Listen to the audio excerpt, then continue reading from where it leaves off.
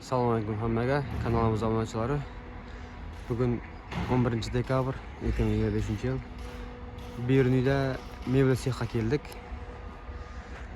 Adres tushuntiradigan bo'lsak, bu yoqdan Neometandan kelaverasizlar.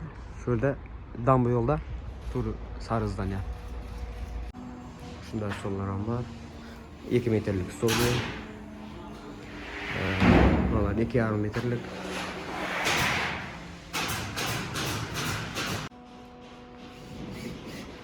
Shunda uголоклар ham bor. Ko'hnilarga qo'ysa zo'r bo'ladi. Menga stoli bo'ladi. Stolda bor. Prямо sexdan bu. Birinchi qo'l. Bu yerning ham yerda shu, bu yerning do'konlar hammasini shu yerdan aktardim men billardi.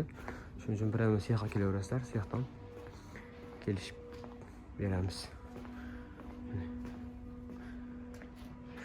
Kimga bahasi qiziq bo'lsa, kommentariyaga tiyni yozsanglar, bahasini aytaveraman. Diyorlar ham bor. Bu yatadi bu diyor. Tortiladi. Yastıqları var. 3 tane yastığı var. Yattı. 3 tane yastığı oladı. Halesenler şkaplar var bunday. Arca var, arca.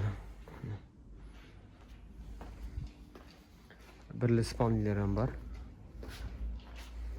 Bir adam için her türlü renkte.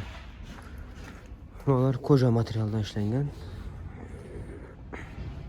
Zor materyalları. Halagan renkte, halagan türde işlep beramiz. Bunda detskiler ham var, detski kravatlar.